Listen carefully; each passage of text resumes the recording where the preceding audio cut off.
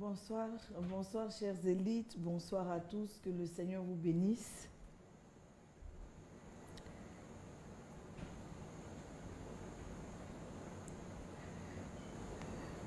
Je suis sûre que quelqu'un sera encore béni ce soir. C'est pourquoi je vous invite à partager l'émission. Je vous invite à inviter des personnes à nous rejoindre, à inviter des personnes vraiment à venir avec nous pour cette émission. Et si vous vous êtes déjà installés, je vous dis tout simplement bonsoir.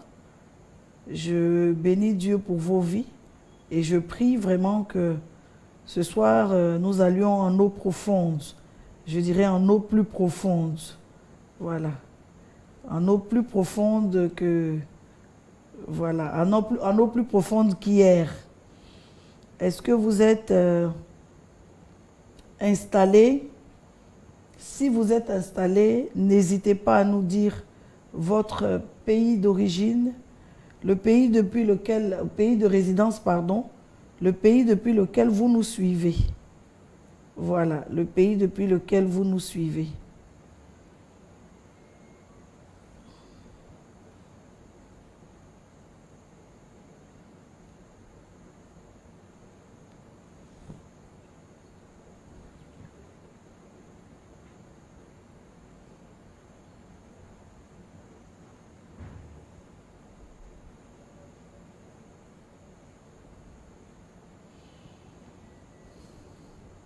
Bonsoir à tous, bonsoir à tous, bonsoir à tous.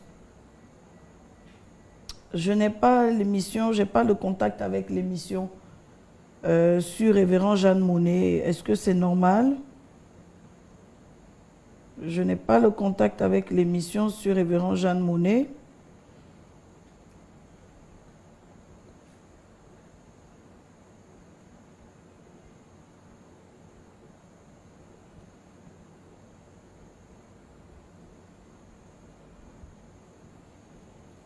Voilà, chers élites, bonsoir. Si vous me recevez, en tout cas, envoyez des cœurs.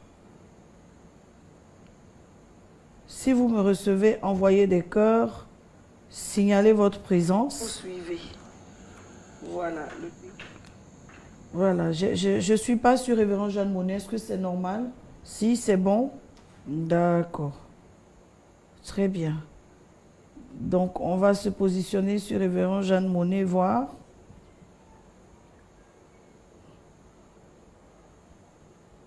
Non. Non, je ne suis pas sur Révérend Jeanne Monnet. Est-ce qu'on peut me donner le retour sur Révérend Jeanne Monnet, s'il vous plaît?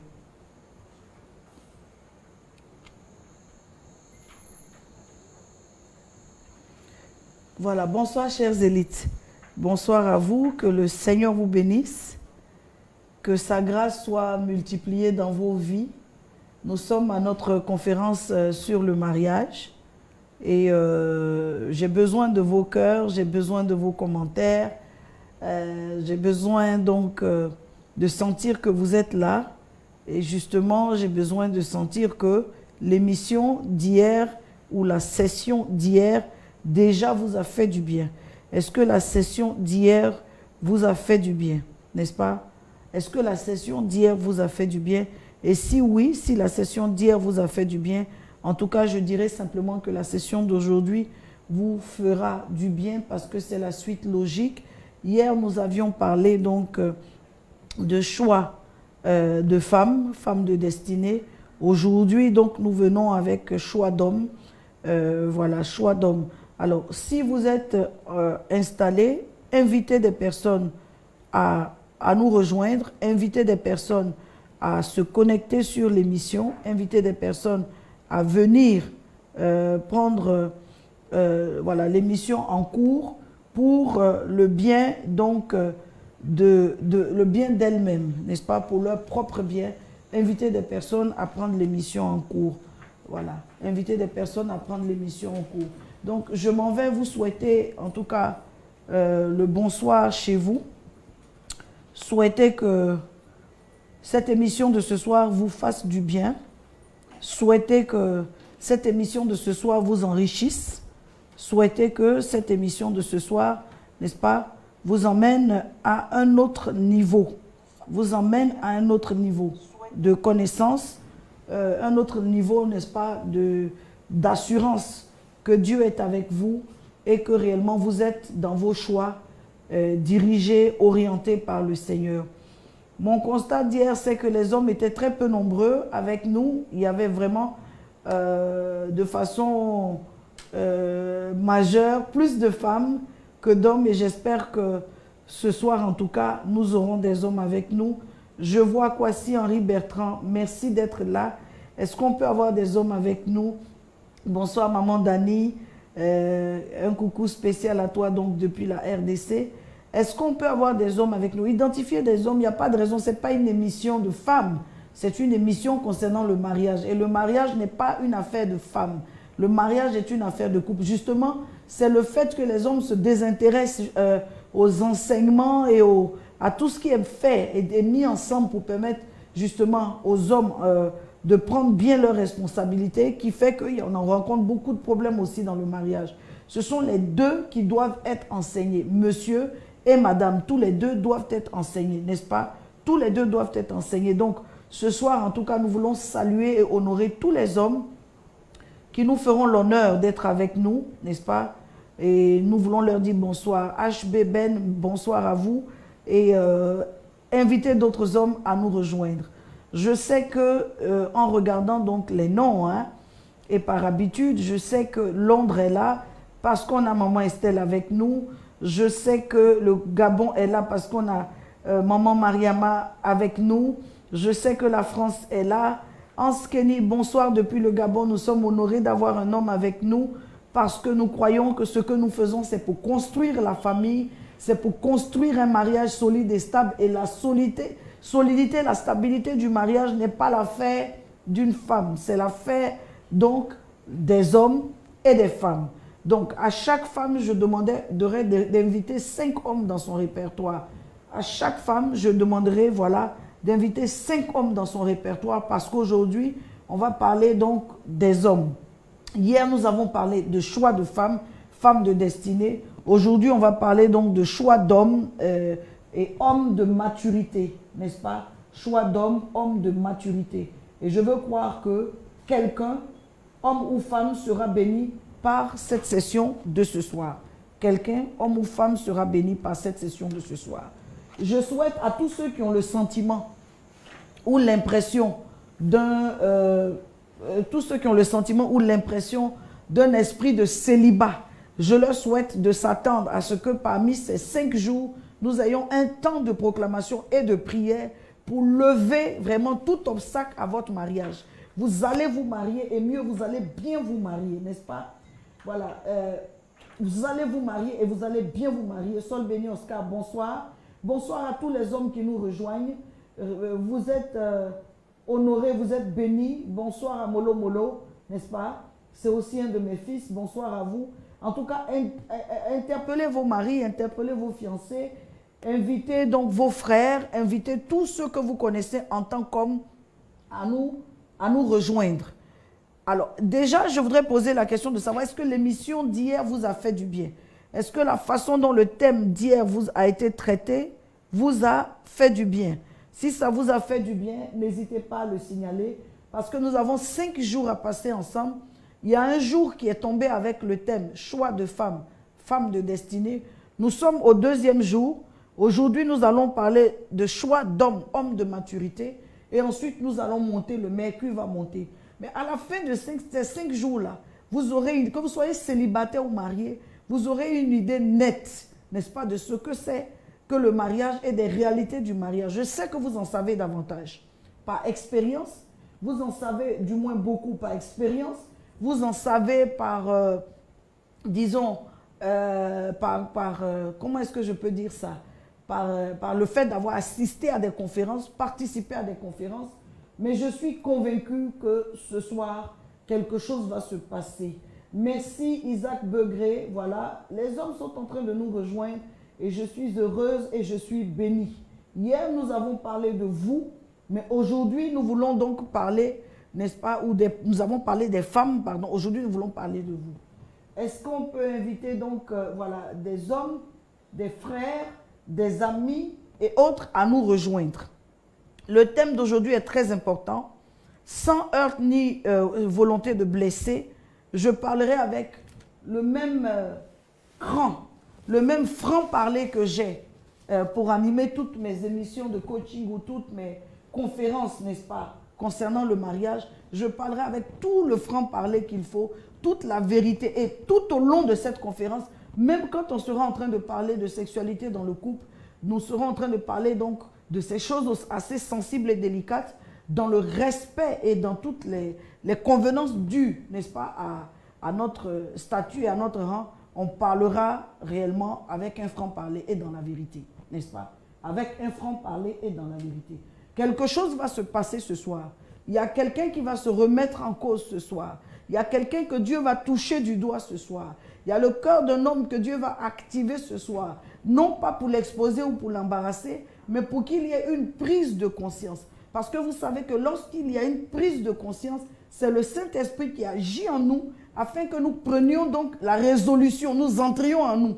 Très peu de personnes, n'est-ce pas, continuent à faire une chose si elles entrent en elles. Quand vous voyez quelqu'un qui continue à faire une chose qu'on lui reproche, qu'il le fait sans état d'âme, c'est simplement que cette personne n'entre pas en elle. Sinon, quand une personne qui a l'Esprit de Dieu entre en elle, quand une personne accepte de se remettre en cause, il y a forcément un changement qui s'ensuit. Et ce que nous sommes en train d'animer comme thème, donc depuis hier, c'est pour que quelqu'un se remette en cause, pour que quelqu'un comprenne que tout n'est pas que apparence, mais il y a des questions de profondeur, n'est-ce pas? Il y a des questions de profondeur. Alors, installez-vous bien parce que le thème de ce soir est un thème qui va parler de choses qui sont nos réalités. Et je l'ai intitulé tout simplement « Choix d'homme, homme mature ». Permettez-moi de saluer un homme, donc au travers du prophète Joël Francis Tatou, et de réellement donner des honneurs, n'est-ce pas, à cet homme, à la grâce de Dieu sur sa vie. C'est un homme que Dieu utilise avec efficacité, avec puissance. C'est un homme qui est oint. Nous l'avons reçu au Centre chrétien de transformation et nous avons été bénis. J'interviens sur cette plateforme et à cette conférence, invité donc par le prophète Joël Francis Tatou pour traiter de questions de mariage. Il m'a laissé toute la place. Certainement, d'ici la fin de la session, on aura l'occasion donc de travailler ensemble. Mais entre-temps, en tout cas, il m'a laissé la place pour que je puisse aller en eau profonde avec les questions de mariage. J'honore Dieu dans sa vie et je prie que ces questions personnelles soient, amen, ces prières personnelles soient exaucées au nom de Jésus. Je prie aussi pour son équipe qui donc depuis hier fait un travail excellent pour nous permettre de diffuser, mais je prie conjointement pour notre équipe qui travaille parallèlement et en symbiose avec l'équipe du prophète Joël Francis Tatou afin que vous puissiez donc sur tous nos canaux bénéficier de cette émission. Je salue tous les hommes qui sont sur la plateforme et qui prendront l'émission en cours plus tard. Je salue toutes les femmes et je remercie donc l'auditoire. Choix d'homme, homme mature. Choix d'homme, homme mature nous fait simplement comprendre, n'est-ce pas? Est-ce que vous êtes installés? Est-ce que vous êtes bien installés? Est-ce qu'on peut démarrer? Bonsoir le Gabon. Bonsoir le Gabon, que Dieu vous bénisse, n'est-ce pas? Est-ce que vous êtes installés? Vous êtes bien installés? Est-ce qu'on peut démarrer, n'est-ce pas? Mais la consigne, c'est quoi? Des cœurs partagés et identifier des personnes. Il y a des personnes qui ont besoin de recevoir cette émission. Il y a des sœurs qui ont besoin de recevoir cette connaissance de ce soir-là pour savoir que le mariage n'est pas une fin en soi. Je mets les pieds dans le plat. Le mariage n'est pas une fin en soi. Plusieurs femmes ont le sentiment, femmes et hommes, plusieurs personnes ont le sentiment que dès l'instant où on entre dans les liens du mariage, c'est fini, on sera heureux, la vie va avancer et tout va se faire comme ça, comme par un coup de baguette magique. Je viens vous dire non, vous faites erreur. Le mariage, n'est-ce pas, c'est comme une maison qu'on construit. Quel que soit le temps que les fiançailles ont duré, le mariage, n'est-ce pas, c'est un champ qui s'ouvre à nous pour bâtir une maison. Maison entre griffes. Et en parlant de maison, c'est une vie qu'on va bâtir. C'est un foyer qu'on va bâtir. C'est un couple, je veux dire quoi? une famille, n'est-ce pas, qu'on va bâtir. Et donc, le mariage n'est pas à prendre au sérieux. Le plus important n'est pas le jour du mariage. Le plus important n'est pas simplement, amen, donc l'organisation, les préparatifs du mariage. Le plus important que vous allez voir donc concernant le mariage, ça va être au-delà du jour du mariage, au-delà des préparatifs du mariage, ça va être la vie qu'on va mener maintenant une fois mariés. Le problème est que beaucoup de personnes ont limité le mariage au jour du mariage. Ils ont limité, donc ils ont construit des fiançailles, ils se sont battus pour organiser une vie de couple vraiment très harmonieuse, organiser une vie de couple en fiançailles, hein, très harmonieuse. Est-ce que vous pouvez continuer les partages, s'il vous plaît? Et inviter aussi des sœurs. Inviter des sœurs. Quand on parle de choix d'hommes, on va appeler aussi des sœurs à venir qui sont sur le point aussi de se caser avec quelqu'un, à venir voir dans quel registre se trouve l'homme qu'elles sont en train de choisir. Les hommes aussi doivent venir assister à l'émission. Pourquoi? Pour simplement se remettre en cause et voir, ah, donc voilà, nous sommes mis en telle catégorie, nous sommes stéréotypés, donc voilà comment nous, là où nous on se retrouve et comment on doit faire l'effort de changer. Que la grâce de Dieu soit sur vous, que la grâce de Dieu soit votre partage. Quelqu'un n'a pas dit Amen. Je veux dire qu'on met un point d'honneur à construire le temps des fiançailles. Les gens sont très bons l'un envers l'autre pendant les fiançailles. Les gens se donnent du temps l'un à l'autre pendant les fiançailles. Les gens trouvent normal de sortir pendant les fiançailles. Les gens trouvent normal d'aller voir un film ou d'aller se faire plaisir pendant les fiançailles. Pendant les fiançailles, les gens vraiment mettent un point d'honneur à se plaire et à se satisfaire. Malheureusement, après le mariage, les gens donc abandonnent tout ce qui était prioritaire à leurs yeux. Et donc tout ce qu'on a vu faire pendant les fiançailles n'a été que juste pour préparer le mariage. Mais non, on prépare le mariage, maintenant on construit le mariage. Ça fait deux choses. On prépare le mariage pour pouvoir se marier, pour s'assurer qu'on peut se mettre ensemble et qu'on peut vivre ensemble. Mais on construit le mariage pour poursuivre, n'est-ce pas, cette vie commune entamée. On construit le mariage pour poursuivre la vie commune entamée. On construit le mariage pour poursuivre, n'est-ce pas, ce plaisir qu'on a eu à se mettre ensemble. Un mariage qui n'est pas construit est comme, n'est-ce pas, un chantier abandonné. Le mariage est un chantier, n'est-ce pas? Mais au fur et à mesure qu'avec l'architecte, qui est le Seigneur, et les ouvriers qui sont les conjoints, au fur et à mesure qu'on va construire le mariage, on finira par avoir une vie faite et bien faite, une vie harmonieuse, une vie établie, une vie de bonheur, n'est-ce pas? Une vie de bonheur. Alors, quand je parle d'homme mature, choix d'homme, homme mature, à quoi je fais allusion? Je fais allusion à la même chose qui est. Femme de destinée est-elle l'objectif à atteindre? Se mettre avec une femme avec qui on peut accomplir sa destinée. Aujourd'hui, homme mature est l'objectif à atteindre.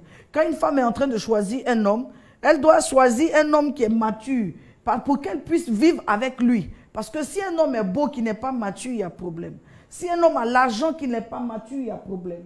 Si un homme a une grande situation sociale, une très bonne situation sociale, une bonne position dans la vie qui n'est pas mature, je dis il y a problème. Donc, l'objectif que nous avons en tant que femmes, c'est de choisir un homme mature, de nous mettre avec un homme mature. Et la maturité, là, va englober beaucoup de choses, n'est-ce pas? Y compris, n'est-ce pas, sa maturité personnelle à lui. Ça va englober le fait qu'il ait la volonté de Dieu pour nous. Ça va englober le fait qu'il a les critères dont nous avons besoin. Ça va englober le fait qu'il nous convient d'un point de vue des sentiments. Ça va englober toutes ces choses, mais ça va aussi englober le fait que lui-même en tant qu'individu est mature. Et un homme mature, c'est qui? C'est un homme adulte. Adulte, n'est-ce pas? C'est un homme qui est mûr. Un homme mature, c'est un homme qui est pondéré. C'est-à-dire qu'il n'est pas euphorique. Ce n'est pas un homme qui saute dans tous les sens. Non. Il est pondéré dans ses prises de décision. Il est pondéré dans ses responsabilités. Il est pondéré dans tout ce qu'il fait. Il est pondéré. Un homme mature, c'est un homme qui est réfléchi. Ce n'est pas un homme qui est épidémique dans ses réactions, mais c'est un homme qui est réfléchi. Il réfléchit beaucoup avant d'agir. Il réfléchit beaucoup avant de parler. Il réfléchit dans tout ce qu'il fait, n'est-ce pas? À l'opposé, un homme qui n'est pas mature, c'est un homme qui est enfantin. Donc, quel que soit son âge, il a des réactions d'enfant. Il a des raisonnements d'enfant. Il aime comme un enfant. Il réagit comme un enfant. Il parle comme un enfant. C'est un homme qui est puéril. Donc, fuyons le côté enfantin et allons du côté de la maturité. Mettons-nous avec un homme qui est mûr. Ne regardons pas son âge. L'âge n'équivaut pas à la maturité. C'est ce qui émane de lui, des actes qu'il pose. C'est ce qui émane de la vie qu'il mène. C'est en l'observant, en voyant sa capacité à organiser sa vie de manière très structurée, qu'on dit que c'est un homme qui est mature. Donc, ne regardons pas l'âge, ne regardons pas les moyens, ne regardons pas ces choses-là. Il y a des hommes avec qui vous vous mettez qui ont 50 ans, mais vous avez l'impression qu'ils ont 18 ans. Capricieux et très chichiteux, ou bien chichiteurs. Prêtez-moi le mot là-bas. Mais je veux dire, il y a des hommes avec qui la vie sera très difficile. Et quels que soient les sentiments qui vous lient pendant les fiançailles, sachez que le mariage est une borne qui, lorsqu'elle est franchie, vous met en face des chantiers. N'est-ce pas? Les fiançailles, c'est un monde différent du mariage. Pendant les fiançailles, on fait tout pour se convaincre qu'on est mariable. Pendant les fiançailles, on fait tout pour se convaincre qu'on vaut la peine d'être choisi. Pendant les fiançailles, on fait tout pour convaincre l'autre. Pas forcément se convaincre, mais convaincre l'autre que ça vaut la peine que ce soit nous. Donc c'est pendant les fiançailles qu'on trouve les personnes les plus appréciables. C'est pendant les fiançailles qu'on dit à une femme, il faut que tu arrêtes d'agir comme ça. Et puis elle arrête. C'est aussi pendant les fiançailles qu'on dit à un homme, non, tu sors trop. Et puis pendant un certain moment, il arrête de sortir. J'aime pas cet ami-là. Et puis il arrête. Bon, dépendamment aussi de son caractère, de son tempérament. Mais pendant les fiançailles, les gens ont tendance à faire beaucoup d'efforts pour arriver au mariage. Malheureusement, une fois qu'ils arrivent au mariage, il y a comme un relâchement. Les mêmes personnes qui étaient dociles, les mêmes personnes qui écoutaient, les mêmes personnes qui étaient vraiment tempérées, à qui on pouvait parler, les mêmes personnes qu'on pouvait regarder en face et à qui on pouvait dire la vérité. Ceux qui on pouvait compter, ces mêmes personnes-là deviennent intenables. Ce sont les mêmes personnes qui estiment que tu es qui pour me parler? Tu te prends pour qui? Tu veux me commander? Tu veux me diriger? Ce sont les mêmes personnes qu'on ne comprend pas. Ce sont les mêmes personnes avec qui c'était possible de discuter avant le mariage. Maintenant, on est rentré dans le mariage. Il ne veut plus discuter. Il estime que tu aimes trop parler, tu aimes trop discuter. Il vous laisse là comme ça sur le carreau. Et puis il se dit, ça, c'est après le mariage. C'est pourquoi je dis, il vaut mieux regarder. L'homme là, c'est vrai, il a l'âge, il a le poste, il a la vie qui vous plaît. Mais est-ce qu'il a la maturité qui va avec? Parce que s'il n'a pas la maturité qui va avec, que vous vous mettez avec lui, attention, commencez à serrer la ceinture, ça ne sera pas facile. Je vais présenter 5 types d'hommes qu'une femme pourrait rencontrer, même étant dans le Seigneur, et avec qui elle pourrait se marier. 5 types d'hommes. Ça va vous aider à comprendre. La liste n'est pas exhaustive. Il y a certainement d'autres types dont je n'ai pas abordé ici, ou du moins que je n'ai pas abordé. Mais ces 5 types-là vont vous permettre de voir dans un miroir la plupart des hommes qu'on rencontre dans la société. Ils sont dans un de ces registres-là. Et la Bible dit dans Genèse 2, 24, la Bible dit quoi?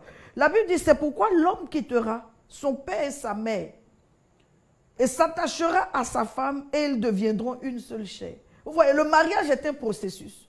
La première action vers le mariage, c'est quitter. Quitter ne veut pas dire renoncer. L'homme quittera son père et sa mère, ça ne veut pas dire qu'il renonce à sa famille. Ça veut dire qu'il, n'est-ce pas, se sépare d'eux. Il sort de leur enclos. Il sort donc de l'environnement du cocon familial tissé ou bâti par son père, en vue d'aller lui bâtir, lui, son cocon. Et quand il s'en va bâtir son cocon, il commence par s'attacher à sa femme. En s'attachant à sa femme, il commence déjà à bâtir. Et c'est un travail qui est dans un processus. C'est un travail qui se fait progressivement. Voilà pourquoi on parle de deviendront. Ça veut dire que ce n'est pas du jour au lendemain. Mais quand un homme n'est pas mûr, il croit que le fait qu'il ait épousé une femme, c'est-à-dire ça doit être voilà, au pied levé, que la femme lui convient. Non, ce n'est pas comme ça. Dit deviendront. Ça veut dire qu'un homme doit être patient quand il entre dans le mariage.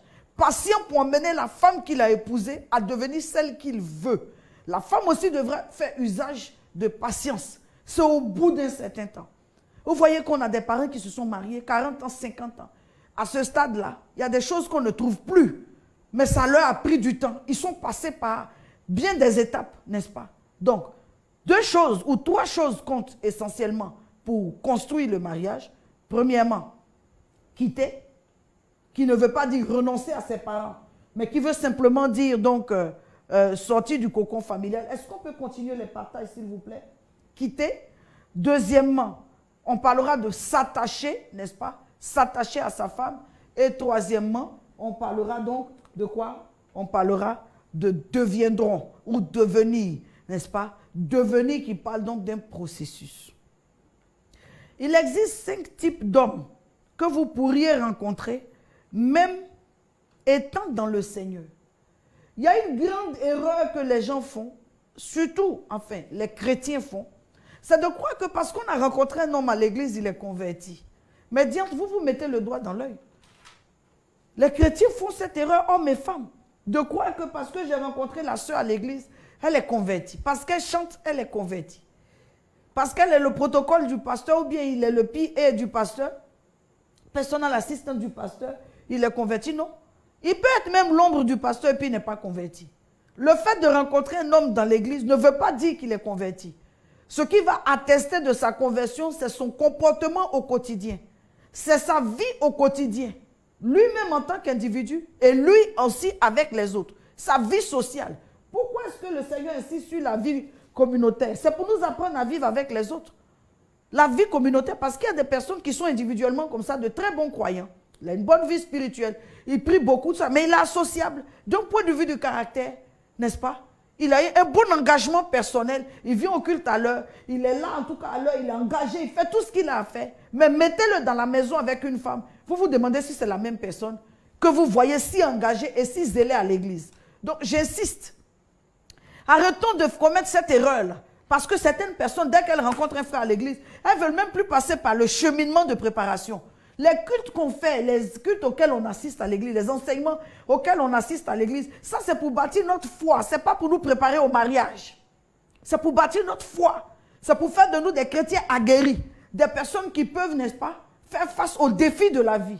Mais la préparation au mariage, les cours matrimoniaux, les cours, l'enseignement, n'est-ce pas, s'exposer à la parole, prêcher ou à la parole, amen, aux Écritures par rapport au mariage, c'est s'exposer à qui nous devons être dans le mariage.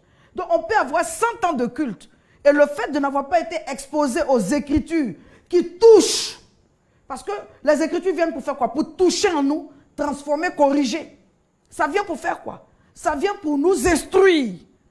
Et si on n'a pas été exposé à des versets qui nous mettent en face des responsabilités que nous avons concernant le mariage, on n'a pas été exposé à la parole, n'est-ce pas, qui nous conditionne à être d'une manière ou d'une autre dans le mariage. On a beau écouter des enseignements sur l'adoration, on a beau écouter des enseignements sur, n'est-ce pas, la maturité spirituelle, on a beau écouter des enseignements sur, qu'est-ce que je peux dire encore, la consécration, on a écouté des enseignements sur la foi et tout, ça ne fait pas pour autant de nous un bon mari. Ça fait de nous un bon croyant. Ça fait de nous un bon croyant. Ça ne fait pas de nous un bon mari.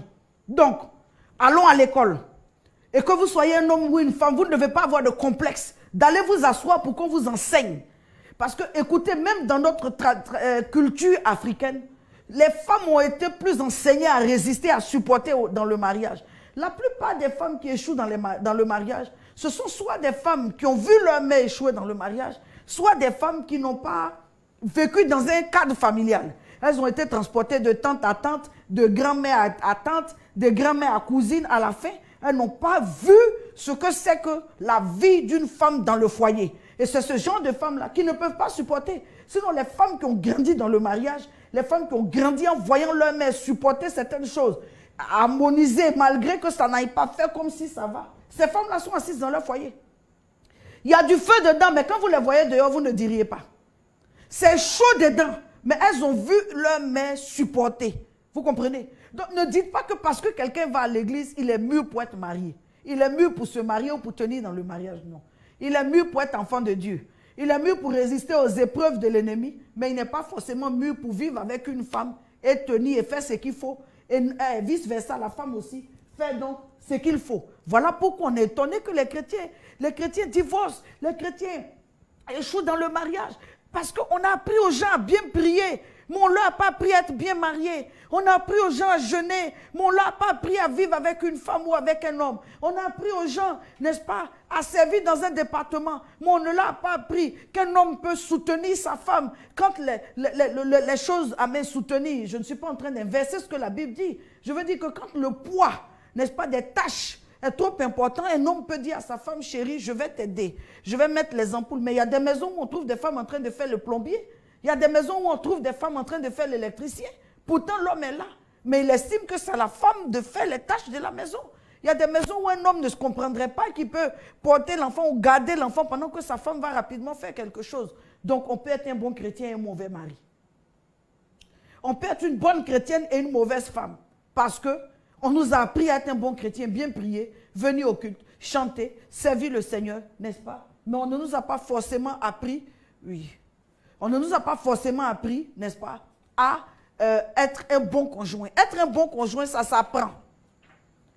Et je parlais de notre culture africaine qui a beaucoup éduqué les filles. Et beaucoup éduqué les filles. Une fille qui a vécu avec ses parents et qui a eu sa mère dans le foyer, on l'a éduquée. Et on ne dit pas, on pense, c'est pas tout on voit. C'est pas tout on écoute, c'est pas tout on fait attention, il faut supporter. Nos mamans nous ont constitués, nous ont fabriqués pour être vraiment des automates dans le foyer supportés. Il faut fermer les yeux, il faut faire... On nous a constitués, on nous a bâtis comme ça. Mais à côté de ça, il n'y a pas eu cette éducation aux hommes. Voilà pourquoi les femmes sont enclines à plus supporter les situations difficiles que les hommes. Je ne dis pas que les hommes ne supportent pas, mais je dis que les femmes, n'est-ce pas, elles supportent davantage. Voilà. Les femmes, elles supportent davantage, n'est-ce pas? Parce qu'on les a formatées pour ça. Mais il n'y a pas eu forcément de pères qui ont assis leurs enfants pour dire, mon fils, quand tu vas dans le mariage, il faut aimer ta femme. Pour dire, mon fils, quand tu vas dans le mariage, il faut soutenir ta femme. Pour dire, mon fils, quand tu vas dans le mariage, il n'y a pas forcément eu ça, n'est-ce pas? Il n'y a pas forcément eu ça.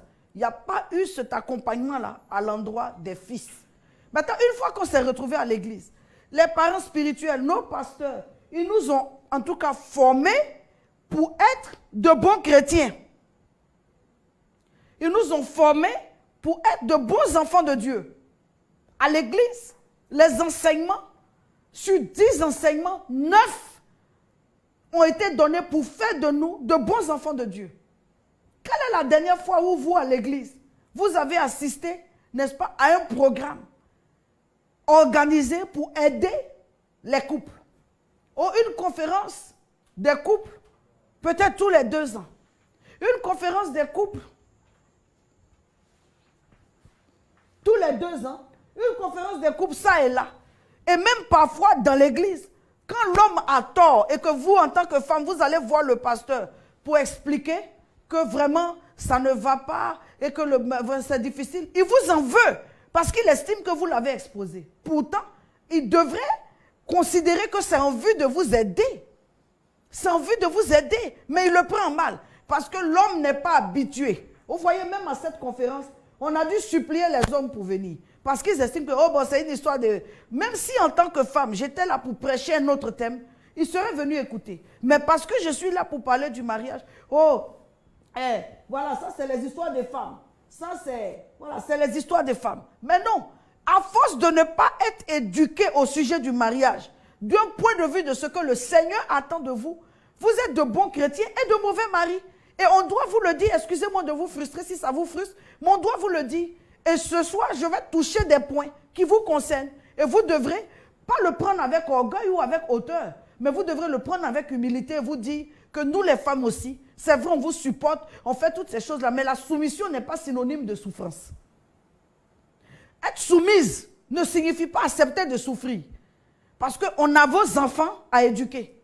On doit vivre pour élever ces enfants-là. Et c'est les enfants pour lesquels vous estimez que vous devez aller vous chercher l'argent. On doit vivre pour les éduquer parce que si nous ne sommes pas là, qui va s'occuper de ces enfants?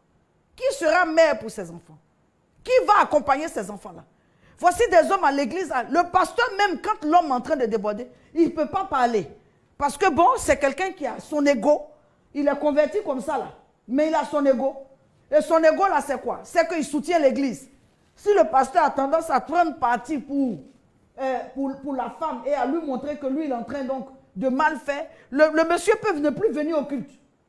Il peut commencer à bouder l'église parce qu'on lui fait des reproches. Dans combien de communautés des hommes n'ont pas quitté parce qu'il veut laisser sa femme et le pasteur en train de l'interpeller? Parce que ce sont des personnes qui ne sont pas habituées à ce qu'on leur parle d'un point de vue du mariage. Si le pasteur l'appelle pour lui dire, voilà, j'ai une révélation par rapport à tes finances, il faut prendre 5 jours de jeûne, il faut prendre 7 jours de jeûne, il faut prendre 21 jours de jeûne, que ça concerne son argent, vous allez voir qu'il va venir au temps de prière.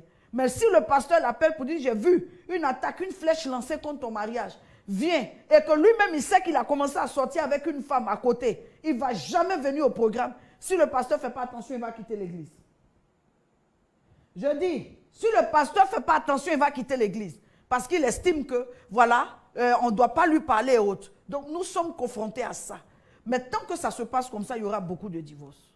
Tant que ça se passe comme ça, il y aura toujours des foyers où ils viennent à l'église, ils sont diacres, diaconesses, responsables de l'architecture de l'église et tout, je ne sais trop quoi, quel titre ils occupent. Mais en même temps, malheureusement, on les voit, le comportement qu'ils ont, la vie qu'ils mènent, ne ressemble même pas à la vie d'un archevêque diacre. Ne ressemble même pas à la vie d'un archevêque responsable. Je dis archevêque en grande griffe pour dire il est le plus titré de l'église. Il est le plus titré de l'église, mais venez le voir à la maison. Il est le plus titré de l'église, mais venez le voir en ville. Il ne ressemble même pas à quelqu'un qui est titré à l'église. Pourquoi? Parce qu'il se dit qu'à lui, on ne doit pas parler et on ne doit pas lui parler sur certaines questions. Le pasteur peut parler de tout, des questions de travail. Le pasteur peut faire enseignement de leadership. Le pasteur peut faire enseignement de temps. Pardonnez, poussez-moi l'émission là, augmentez-moi, n'est-ce pas, les partages, s'il vous plaît. Poussez-moi les partages. Parce qu'il faut qu'on dise la vérité. Et la vérité n'est pas faite pour blesser. Elle est faite justement pour soigner. La vérité n'est pas faite pour blesser. Elle est faite pour soigner. Donc on ne doit pas parler. Plusieurs femmes souffrent. Ou du moins à son pasteur. Pas à l'église, mais à son pasteur. Parce que si elle vient dire au pasteur, ah oui, tu allais m'exposer à l'église. Mais pourtant, on peut venir dire au pasteur que oui, la femme ne veut pas qu'on aille avec elle. Elle ne veut pas se laisser aller. Elle n'assume pas ses responsabilités au lit. On peut venir dire des choses indélicates comme ça au pasteur. Mais pour vous là, on ne peut pas venir dire que vous n'êtes pas justement présent. Parce que si on vient dire, il va bouder. Il va dire, la prochaine fois que tu vas m'exposer à l'église, la prochaine fois que tu vas parler au pasteur de notre vie privée, tu vas m'exposer. Il ne va même pas dire notre vie, il va m'exposer. Tu vas en faire les frais. Et donc la femme est là-bas. Ne croyez pas que, parce que le pasteur a parlé un jour, c'est fini. Elle souffre encore, hein. Elle souffre. Elle souffre, mais elle n'ose plus venir dire. Parce que si elle fait l'erreur, elle commet l'erreur de venir dire, elle va en faire les frais. Elle va en faire les frais si elle commet l'erreur de venir dire. Donc, j'ai parlé de 5 types d'hommes qu'une femme peut rencontrer. J'ai dit étant chrétienne. L'homme aussi étant chrétien. Je parle de mariage chrétien-chrétien. Maintenant, c'est le niveau de leur conversion là qui pose problème. Parce que certains hommes que vous voyez viennent à l'église comme ça, mais la conversion balance. C'est comme Internet là, ça balance, ça bug. Il y a certains hommes frères là, vous voyez venir à l'église, ils ont de gros titres comme ça, mais leur connexion bug. Leur connexion avec le Seigneur bug. Leur connexion avec la parole de Dieu bug. Leur connexion, n'est-ce pas, ça bug. Ça bug tellement que finalement là, la connexion est coupée. Finalement, la connexion est coupée. Premier type d'homme, parlons-en. Sans faux fuyant. Premier type d'homme. D'accord? Ce sont des hommes qui sont spirituellement faibles, voire immatures. Hommes spirituellement faibles, voire immatures. Quelqu'un dit, est-ce que ça peut tenir? Est-ce que ça peut tenir? Homme spirituellement faible, voire immature. Qu'est-ce que la Bible dit? La Bible dit dans 1 Corinthiens 14, verset 20. Frères, ne soyez pas des enfants sous le rapport du jugement, mais pour la malice. Soyez enfants. Et à l'égard, écoutez, je reprends la lecture. 1 Corinthiens 14, verset 20. Frères, ne soyez pas des enfants sous le rapport du jugement, mais pour la malice. Soyez enfants et à l'égard du jugement, soyez des hommes faits. Soyez enfants et à l'égard du jugement, soyez des hommes faits. Soyez enfants et à l'égard du jugement, soyez des hommes faits. Voici ce qu'on cherche, des hommes faits. Faits, n'est-ce pas, par la parole de Dieu. Faits par la crainte de Dieu. Faits dans l'amour de Dieu. Faits par le Saint-Esprit, n'est-ce pas? Des hommes faits. Des hommes faits. Permettez-moi ma gorgée d'eau, s'il vous plaît.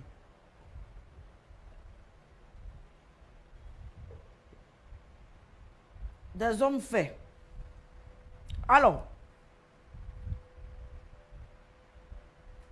les hommes immatures, ce sont des hommes qui comprennent le mariage sous l'angle des responsabilités et engagements financiers et non spirituels. Où il dit qu'il est chrétien. Pas de vie spirituelle. Où il est là, il dit qu'il est chrétien. Marié devant le Seigneur à une femme chrétienne. Jamais de jeûne. Pas de prière. Ayez le malheur de vouloir le réveiller pour prier. C'est lui qui va vous dire de le laisser dormir. Et que si vous priez seul, ça fait quoi? Nous cherchons des hommes faits. On ne prie pas que pour l'argent. On prie aussi pour sa famille. On prie aussi pour son mariage. Malheureusement, nous avons plusieurs hommes en face qui ne sont pas prêts, qui ne sont pas capables, n'est-ce pas, de faire face à leur chrétienté et de vivre leur chrétienté. Ce sont des hommes spirituellement faibles. Donc n'importe quelle attaque va se présenter à eux, y compris les femmes étranges. Ils ne sauront même pas discerner que la femme avec laquelle ils sont en train de commencer une relation, là, ça va détruire leur mariage. Ils ne sauront pas discerner que certains amis vont détruire leur mariage. Ils ne sauront pas discerner que certaines choses seront un frein, n'est-ce pas, à leur mariage. Ils vont simplement s'engager comme ça, sans lecture spirituelle, n'est-ce pas, sans approche, sans aucune approche spirituelle. Ils vont s'engager comme ça, tout simplement, sans discernement. Donc, ils courent partout, n'est-ce pas, sauf là où la famille pourrait se construire au plan spirituel. Ce sont des hommes comme ça, immatures, des chrétiens mariés en Christ, juste par formalité. Chrétiens mariés en Christ, juste par formalité. Mais nous cherchons des hommes faits, des hommes conscients qui sont mariés, des hommes responsables de cet engagement qu'ils ont pris à l'église. Malheureusement, il y a des hommes qui se sont mariés devant le Seigneur, mais qui sont de gros immatures d'un point de vue spirituel. Aucune vie spirituelle. Courir pour chercher l'argent. Dimanche, venir à l'église. C'est comme une formalité. C'est comme une religiosité dans laquelle ils sont tombés. Tout sauf vivre une vie spirituelle. Aucune relation avec le Seigneur. Aucune vie spirituelle à la maison. Aucun hôtel bâti, n'est-ce pas, pour la prière à la maison. Pourtant, ils sont les hommes. Prient pas pour leur famille. Prient pas pour leurs enfants. Ne recommandent pas leurs enfants à la grâce de Dieu. N'exhortent pas leurs enfants. Ils prennent tout dans la chair. Pourtant, dimanche, ils sont à l'église. Ils prennent tout, n'est-ce pas, de façon superficielle. Pourtant, dimanche, ils sont à l'église. Première catégorie d'hommes. Vous êtes marié à un homme comme ça, qui n'a pas de répondance spirituelle, ou spirituellement. Vous faites comment? Vous allez devoir monter à un niveau, vous, spirituel, n'est-ce pas? Je pourrais appeler ça double niveau. Vous allez devoir voir pour vous et voir pour lui. Vous allez devoir être sentinelle pour vous et les enfants et être sentinelle pour lui. Vous allez devoir comprendre les choses pour lui. Essayez de lui accorder des circonstances atténuantes parce que vous êtes consciente que son niveau spirituel n'est pas fait. Vous allez devoir prier même pour lui. Vous allez devoir même prendre des temps de jeûne pour lui. Jeûner pour ses affaires, jeûner pour ses combats. Et il va s'en vanter, sans prendre conscience que lui-même a le devoir, n'est-ce pas, de s'engager spirituellement. Mais sachez, messieurs, que quand vous êtes en train de faire comme ça, vous fragilisez le mariage. Beaucoup de femmes se sont mariées à ce genre d'hommes, qui ont des titres à l'église, mais qui n'ont pas le répondant du titre. Qui ont de gros titres à l'église, parce qu'ils soutiennent l'église, ils soutiennent le pasteur, mais qui n'ont pas le poids. Ils ont le contenu, ou bien non, mais ils n'ont pas le contenu. Ils ont le titre là, mais les valeurs, les fonctions, toutes les connaissances et tout ce qu'il faut, ils n'ont pas. Donc, ils vivent le mariage là, juste de façon superficielle, d'un point de vue, n'est-ce pas, de la foi chrétienne et de la vie chrétienne. Deuxième catégorie d'hommes. Est-ce que l'émission vous fait du bien, s'il vous plaît? Accompagnez-moi si l'émission vous fait du bien. poussez encore, si l'émission vous fait du bien, avec des cœurs, identifiez encore des personnes. Deuxième catégorie donc de personnes, n'est-ce pas? Deuxième catégorie de personnes. Ce sont des hommes qui sont entre le monde et l'église. Envoyez-moi des cœurs s'il vous plaît. Ils sont où? Ils sont entre le monde et l'église. Deuxième catégorie de personnes. Ce sont des hommes qui sont entre le monde et l'église.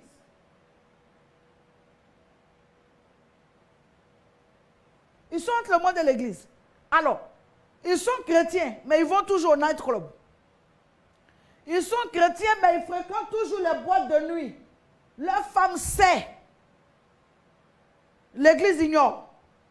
Leur femme sait qu'ils fréquentent toujours des boîtes de nuit. Mais ils sont chrétiens avec des titres, s'il vous plaît. Ils sont chrétiens avec des titres. La femme fait tout pour avoir une vie exemplaire, une vie chrétienne exemplaire. Mais l'homme n'a pas fini avec le monde. Pourtant, il est chrétien. Vous êtes en train d'aller vous marier. Ce métis-là, ce métissage mi-monde, mi-chrétien, là, vous pourrez assumer ça. Vous pourrez assumer ça. Il se permet de rentrer des fois sous. Il se permet de rentrer des fois ivre. Pourtant, vous êtes en Christ. Vous êtes en train de vouloir vous marier avec quelqu'un. Ce côté-là, vous avez regardé. Il a fini avec le monde. Est-ce qu'il a fini avec le monde? Ils sont pleins qui vont à l'église juste pour se marier. Ils sont pleins qui fréquentent la communauté. Mais ils n'ont pas fini avec certains deals. Ils sont toujours portés sur une sexualité non conforme aux Écritures. Venez les voir en train de vouloir faire des partouzes. Mais ils disent qu'ils sont chrétiens. Venez les voir en train de vouloir regarder des films pornographiques pendant qu'ils font l'amour avec leurs femmes. Venez les voir en train de vouloir faire la sodomie. Pourtant, ils disent qu'ils sont chrétiens. Des hommes comme ça, là, avec qui le mariage peut difficilement aller loin. Parce que pendant qu'il veut pratiquer la sodomie, la femme lui fait comprendre que nous, on est chrétiens, on ne peut pas pratiquer la sodomie. Oh, ça suffit là, tu ne vas pas mener tes histoires là dans le lit. Pourtant, viens le voir à côté du pasteur. Viens le voir à côté du pasteur. Est-ce que l'émission vous fait du bien, s'il vous plaît? J'ai touché quelque chose qui est vrai? Ou bien je vais trop loin? On fait quoi? Je diminue le volume ou bien j'augmente? Je ne vous sens pas. Je fais quoi? Voilà. C'est de ça qu'il est question. Il est entre le monde. Cognac, cigare. Hein? Venez le voir dans son petit monde, entre ses amis. Venez le voir dans ses clubs. Venez le voir. C'est vendredi au club, là, il ne peut pas louper ça, il s'en va à la rumba. Tous les vendredis soirs, il est à la rumba. Dans une vie, en train de mener une vie où le monde te propose encore des vices. En train de mener une vie où le monde te propose encore des vices, papa. Le monde te propose encore des vices. Tu mènes cette vie-là. Et nous sommes chrétiens. Mais quelle est la balise sur notre mariage? Tu n'as pas fini avec le monde. Tu es venu épouser une chrétienne, pourquoi? Fallait terminer ta vie avec le monde d'abord.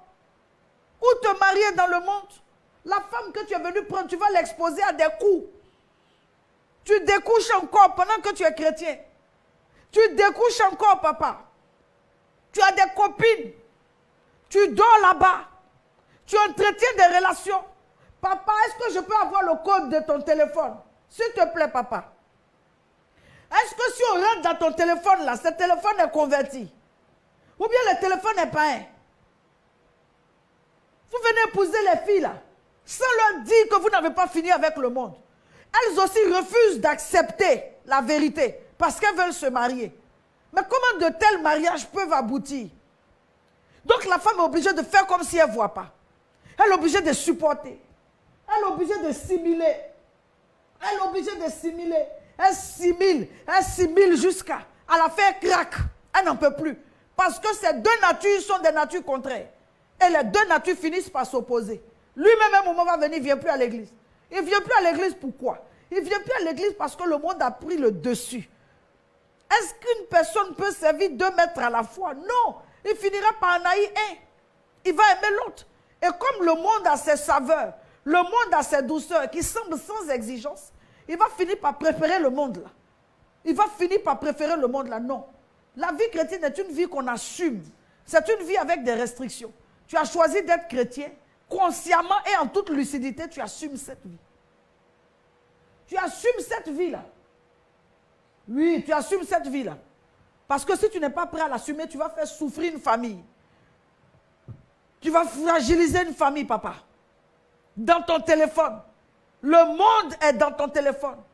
Des images pornographiques sont dans ton téléphone. Des SMS pourris sont dans ton téléphone. Des photos abjectes sont dans ton téléphone. Tu es responsable à l'église. Et tu es marié. A aussi une diaconesse ou bien chanteresse ou bien chantre à l'église. Mais un mariage comme ça, il va sur quoi? Il est déjà fondé sur du faux. Et quand le fondement est renversé, que peut le pauvre juste? Il ne peut que subir. Il ne peut que subir. S'il vous plaît, revenons un peu en arrière. Le mariage mixte, c'est un mariage qui n'est pas facile à assumer. Certains l'assument, mais pas tous. Mais pour le mariage qui est censé être un mariage chrétien, christianisons-nous. Vivants. Christianisons-nous. Vivants. Je poursuis. Le troisième visage de l'homme, c'est justement des hommes conscients du mariage, mais pas de leur devoir. Des hommes conscients du mariage, mais pas conscients de leur devoir. C'est-à-dire, il sait qu'il est marié, il en parle. Hein? Ah oui, moi mon épouse, ah oui, moi ma femme, mais il ne couche pas avec elle. Ah oui, moi mon épouse, moi ma femme, il ne passe pas du temps avec ses enfants.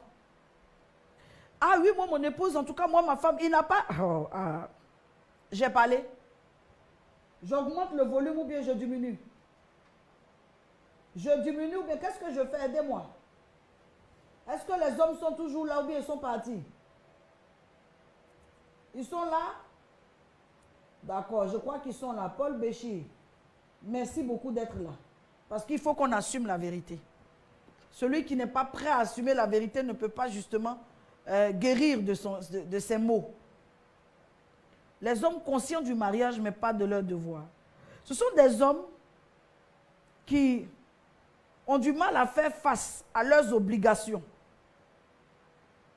Et le fait de ne pas faire face à leurs obligations affecte le mariage. Ils savent qu'ils sont mariés, tout ça, hein, ça, il n'y a pas de problème. Mais ils ne vont pas faire face à leurs obligations. Ils sont portés sur leur travail, et plus sur leur travail que sur leur devoir d'époux et de père. Plus portés sur des marchés qu'ils doivent honorer, exécuter. Plus portés sur des amis qui doivent accompagner, faire des choses. Plus portés sur leurs activités à l'extérieur. Leur vie professionnelle a le dessus. Mais pas assez portés sur leur vie de famille. Pas assez de temps avec la famille. Donc, il est conscient qu'il est marié, mais il n'est pas conscient qu'il a des devoirs. Troisième catégorie d'hommes. Conscient qu'il est marié, mais pas conscient qu'il a des devoirs. Mais comment on peut vivre un tel mariage? Et l'homme l'aimera là. C'est pour qui? Il aimera sa femme comme Christ aime l'église. Ça, c'est pour qui? C'est pas pour toi, papa. C'est pour qui? Aimera là, c'est qui? Et selon toi, aimer sa femme, c'est quoi? Aimer sa femme, c'est prendre soin d'elle. Et donc jouer ton rôle. Et donc remplir tes devoirs. Remplis tes devoirs. Tu ne peux pas être conscient que tu es marié. Ta bague là. Nous les femmes même souvent, à cause de soit la crème ou bien on fait la cuisine, on va faire certains mets et tout, on va peut-être enlever même l'alliance pour faire certaines choses et tout. Mais les hommes, ces gens d'hommes conscients qui sont mariés, ils n'enlèvent jamais. Il n'y a pas de raison, il ne va jamais enlever. Mais en même temps, il ne s'en souvient pas. Moi, ce contraste-là, je ne comprends pas. Il n'enlève pas, mais il ne s'en souvient pas. Il ne se souvient pas que la bague, là, c'est le symbole d'un engagement. Mais qui va prendre les responsabilités de cet engagement-là? Papa, réveillons-nous vivants. Hein? Papa, réveillons-nous vivants. Le premier réveil, là, c'est d'être ici avant que ce ne soit le réveil dans l'éternité. Réveillons-nous vivants. Eh oui, réveillons-nous vivants. Réveillons-nous vivants. Parce qu'il y a trop d'hommes qui... Voilà, ils sont comme ça. Donc, troisième catégorie, conscient du mariage, mais pas des devoirs conjugaux. Il est conscient du mariage, mais pas des devoirs conjugaux. Pas par exemple qui doit accompagner sa femme. Pas par exemple qui doit faire attention à elle. Pas par exemple qui doit lui témoigner de l'amour en toutes circonstances. Pas par exemple qui doit l'honorer ou la chérir. Mais en tout cas, il a épousé, ils sont dans la maison là. Il vit dessus comme ça. Et toute la profondeur, la femme souffre. Ah, tu ne me dis pas que je suis belle. Ah, tu me dis pas. Ah, comme ça, madame. Ah, les trucs des enfants là. La femme est toujours seule. Il n'est jamais à ses côtés. Jamais là pour honorer les engagements de famille. Elle va toujours le représenter. Ah bon, il est occupé. Oh. Ah bon, il est chose. Mais papa, tu fais mal. Tu fais mal, tu as des devoirs. En tant qu'homme, tu dois pouvoir laisser l'argent un peu et venir soutenir ta femme. Venir t'occuper de tes enfants. Être là pour eux. Il faut que tes enfants te sentent. Je m'en vais plus loin. Est-ce que ça vous convient? Je parle. Est-ce que je parle? Je continue à parler ou bien je fais quoi? Je me tais. Je vais parler. J'ai déjà commencé. Laissez-moi terminer. Oui, je vais parler. D'accord? Donc, conscient du mariage, mais pas des devoirs liés au mariage. Ça ne nous arrange pas, au papa, s'il te plaît. Revois ça. 4e catégorie d'hommes. Ce sont des hommes qui dominent à l'excès. Macho, macho, macho, macho. Macho, macho. Macho, macho, macho, macho. Macho, macho. Papa macho, viens t'asseoir, on va parler. Papa n'a autorité. Papa n'a macho. Papa n'a autorité. Oh. Papa n'a macho. Papa n'a ordre. Papa n'a empereur. Je peux encore donner le nom. Papa n'a empereur. Papa n'a maître d'esclavage. Oh, papa n'a macho. La réunion a besoin de toi, papa. Viens. Papa n'a dominateur, hein? Papa, viens. Papa n'a chefferie. Papa n'a chef du village. Papa n'a ordre. Papa n'a kukuwanga, viens. Hé, il y a des hommes. Je ne sais pas comment ils ont compris la soumission là. Alors, la petite histoire, c'est qu'il y a une dame à qui sa mère a expliqué que si tu veux que ton mariage réussisse, soumets-toi. Et elle dit à sa maman, mais se soumettre là, c'est quoi? Sa maman dit, quand ton mari se réveille, il faut que tu sois là, prête à satisfaire toutes ces choses, faire ce qu'il veut. Et donc la dame, son mari est couché, il dort. Elle met son pagne, elle s'habille, elle met un pagne pour mettre le mari au dos, et elle vient s'accroupir. Dès qu'il se réveille, il se lève en sursaut. Mais tu fais quoi là? Elle dit, non, c'est pour te porter à la douche. Elle veut le mettre au dos pour l'emmener à la douche. Hé, papa n'a macho, doucement. Papa n'a macho, doucement. On va où? On va où, papa? Avec ce genre-là, on va où? On fait comment? On fait comment, papa? Ce sont des hommes qui ont une mauvaise compréhension de la soumission. Pour eux, la soumission est une forme d'esclavage. La femme n'a rien à dire. La femme n'a rien à dire. Elle a juste à subir. Oh, je dis, elle n'a rien à dire, elle a juste à subir. Voici leur conception du mariage. Elle ne doit pas donner son point de vue. Je parle, tu parles? Hé! Je parle, tu parles? Depuis que tu as commencé à marcher avec ta telle amie là, tu ne me respectes plus. Les femmes souffrent avec les papas namacho. Les papas n'ont autorité. Les femmes souffrent avec ce genre d'homme. Vous allez faire comment? Il dicte tout. Papa n'a dictateur. Il donne des ordres. Vous ne pouvez même pas vous épanouir. Venez voir même la sexualité là. Oui, oui, oui, oui. Parce que vous n'avez pas votre mot à dire. Dès qu'il est satisfait, il se lève, il s'en va. Foyer comme ça là, ma chérie. Tu pourras supporter, mais c'est un type d'homme qui court en ville. Il y a des frères à l'église, quand tu le vois, il est comme ça, le diacre sévère.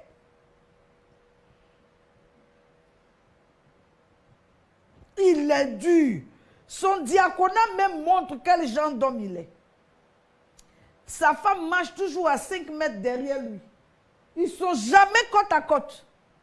Parce que autorité est ça. Autorité est ça. Il y a trop d'autorité. Mais je dis, un foyer comme ça, on fait ça comment? Vous allez ensemble quand il veut. Tu veux envoyer ta main. L'autorité jusque dans le lit. L'autorité dans l'argent. L'autorité, c'est que la femme peut même pas, n'a pas son mot à dire. Ils vont quelque part, c'est-à-dire un foyer protocolaire. Le foyer est protocolaire à l'excès. La femme n'est pas épanouie.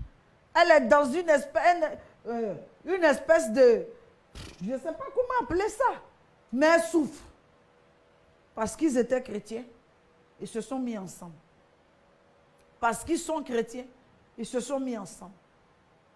Et puis la femme est en train de souffrir. À la fin de la journée, elle est cloîtrée dans ce foyer-là. Ni épanouie, ni heureuse, en train de subir. Est-ce qu'un tel mariage peut marcher? Il existe de tels hommes.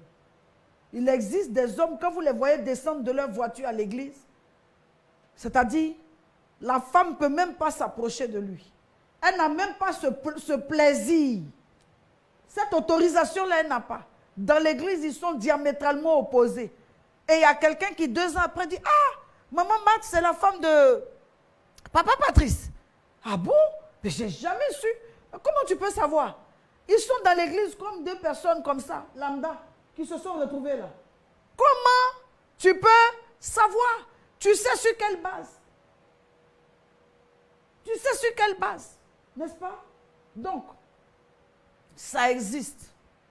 Et malheureusement, ça fait souffrir des femmes. Des maisons où la femme est obligée de se rabattre sur l'ami de son mari. Ou sur un frère en Christ avec qui son mari s'entend pour parler à son mari.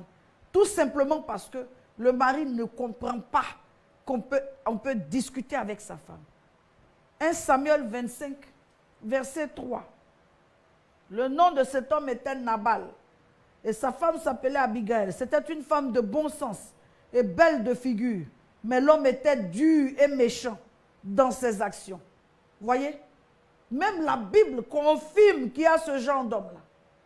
Confirme qu'il y a des femmes qui tombent sur ce genre d'homme.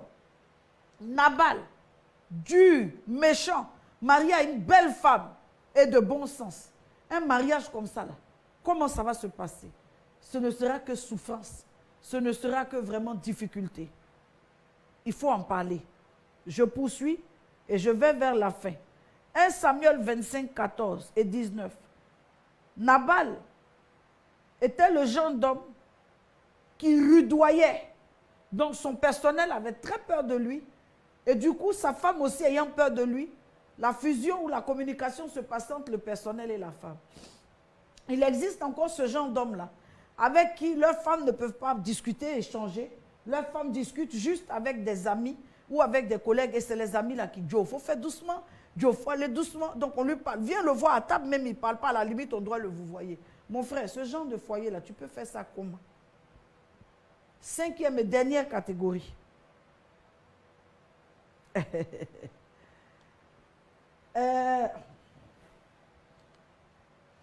Des hommes qui n'ont pas le sens de la famille. Sont mariés comme ça. Jamais là. Écoutez, dans cette catégorie, il y a même des pasteurs. Des pasteurs qui mettent leur ministère avant leur famille. Des pasteurs qui passent tout leur temps avec leurs fidèles et pas de temps avec leur famille. De quoi parle le texte? La première famille donc d'un homme, ce n'est pas l'église, c'est sa famille, celle qu'il a fondée, La première église d'un homme, que dis-je? La première église d'un homme. Plusieurs femmes comme ça sont malheureuses. C'est un serviteur. C'est un serviteur. Elle n'a même pas de vie. Toute leur vie tourne autour, non, n'est-ce pas, de la vie cultuelle. Ils sont ensemble parce qu'ils vont au culte. Ils sont ensemble parce qu'elle accompagne à des programmes. Mais jamais il ne lui donne du temps, en tant qu'homme, époux, de sortir avec elle. Mais on épouse un titre ou bien on épouse un homme, un cœur. C'est le cœur qu'on épouse ou bien c'est le titre qu'on épouse. Bien sûr, ça va compter qu'on soit l'épouse d'un serviteur de Dieu. Mais est-ce qu'il n'y a que ça? Est-ce que c'est le titre de l'homme là qu'on a épousé? Mais si c'est le titre de l'homme qu'on a épousé, alors je ne pense pas qu'il y ait besoin d'avoir des rapports sexuels avec lui. On va faire que prier. Il va nous prêcher seulement. N'est-ce pas? On a épousé son titre, non? Donc il nous prêche seulement. Plusieurs hommes sont comme ça. Ils passent tout leur temps dans leurs activités et pas assez de temps avec leur famille. Vie de famille zéro. Toujours absent. Jamais présent. Pas de relation avec leurs enfants, j'en parlais tout à l'heure. Pas du tout présent sur la scène familiale. La vie familiale tourne autour de la femme. C'est elle qui organise tout, qui fait tout. S'il n'est pas la veillée, il s'en va accompagner un fidèle. S'il n'est pas accompagné un fidèle, il s'en va jeûner. S'il n'est pas allé jeûner, il s'en va soutenir quelqu'un. Il y a des hommes aussi qui ne sont pas pasteurs qui ont cette vie-là. Ils ont cette vie-là. Prêts pour les autres et jamais prêts pour eux-mêmes. Mais à cette allure-là, comment est-ce que le mariage peut réussir? La femme là est meurtrie. La femme là est meurtrie. La femme là souffre. La femme là est malheureuse. À la fin de la journée, les divorces dont on se plaint au milieu chrétien, là, voici les raisons. Parce qu'il y a des hommes qui ne comprennent pas que ça ne suffit pas de s'être marié, mais qu'il faut construire le mariage. Et construire le mariage passe par une vie harmonieuse qu'on construit. Construire le mariage passe par une vie, n'est-ce pas, à deux qu'on construit. Intégrant les enfants au fur et à mesure de leur naissance. Il existe des hommes bons, mûrs, sages, posés, matures. Mais permettez-moi de vous dire que ça ne court pas les rues. La désillusion, c'est de ne pas justement comprendre qu'un homme peut être un bon croyant et un mauvais mari. La désillusion, c'est de croire que parce qu'un homme est chrétien, il ferait un bon mari. Non. S'il est chrétien, prions pour qu'il fasse un bon enfant de Dieu, un bon chrétien, un bon converti. Un bon mari, c'est autre chose. Ça demande. Un bon mari, ça demande. Ça demande de la connaissance. Ça demande de l'éducation sur, n'est-ce pas, les valeurs concernant le mariage. Ça demande de se faire suivre. Ça demande de se faire accompagner. Ça demande de ne pas mettre son ego d'homme devant, d'accepter d'aller s'asseoir à une conférence pour écouter. Ça demande de comprendre qu'il n'y a pas que l'argent dans un mariage. Il n'y a pas que mettre la famille à l'abri dans une maison, dans un mariage. Les hommes négligents, il y en a. Les hommes insoucieux, il y en a. Ou pas soucieux, il y en a. Les hommes, voilà, il y a tout type d'hommes. Tout comme il y a des types de femmes. Mais aujourd'hui, souffrez qu'on parle d'hommes. Hier, nous avons parlé de femmes. Un mariage se construit. Un mariage, ça se bâtit. Après la date où vous vous êtes mariés, après la lune de miel, la nuit de noces et la lune de miel, commence maintenant un chantier qui prendra fin, n'est-ce pas, dans la félicité. C'est là-bas que ça prendra fin. Parce que même quand un aura été appelé, amen, au Seigneur, l'autre des conjoints qui restera avec les enfants va continuer à diriger le foyer sur la base des valeurs du mariage. Vous vous étonnez que certaines personnes courent pour se remarier dès l'instant où l'un est rappelé. Mais ça dépend. Il y a des gens qui ne vivaient pas. C'est maintenant qu'ils vont commencer à vivre. Donc, ressaisissons-nous. Ressaisissons-nous. Il ne s'agit pas de se marier et de prétendre qu'on s'est marié à l'église. On est fatigué de ces mariages à l'église qui ne tiennent pas. Parce qu'il y en a un qui n'a rien compris de ce que c'est. Ce n'est pas une formalité. C'est un devoir. Ce n'est pas une formalité. Vis-à-vis de Dieu, c'est un sacrement. Et il s'honore. Il s'honore. Le fait que vous ayez pu vous marier à l'église, honorez cette borne-là. Honorez le fait que Dieu vous a ouvert son autel pour aller vous présenter là-bas. Quel que soit votre rang, votre statut, honorez votre mariage. Continuez à le construire. Vos oreilles, vos yeux, votre sens, n'est-ce pas, du discernement, votre bouche, votre être entier doit être au service de votre mariage. Vous devez donner du temps à votre mariage. Prendre le temps d'écouter. Ça ne doit pas vous prendre la tête d'écouter votre femme. Elle n'est pas une personne de votre staff pour vous accompagner seulement figurer dans des endroits. Et dès que vous revenez des cérémonies, eh bien, vous repartez en ville, la laissant à la maison. Elle n'est pas un tableau.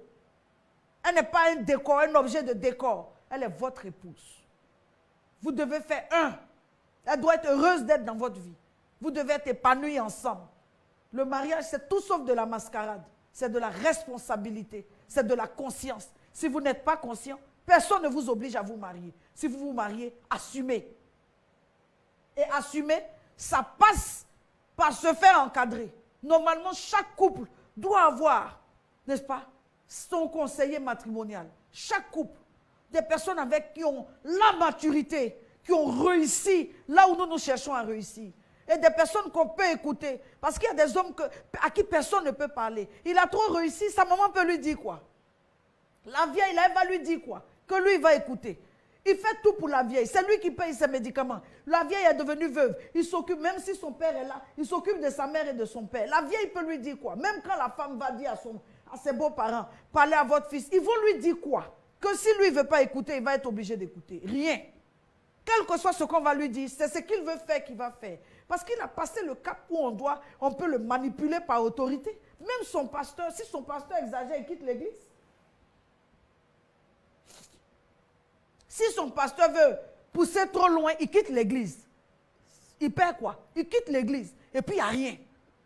Donc, arrivé à un stade, vous vous rendez compte que si ce n'est pas Dieu qui va venir le paralyser, il bave et puis il va se coucher là pour rester tranquille.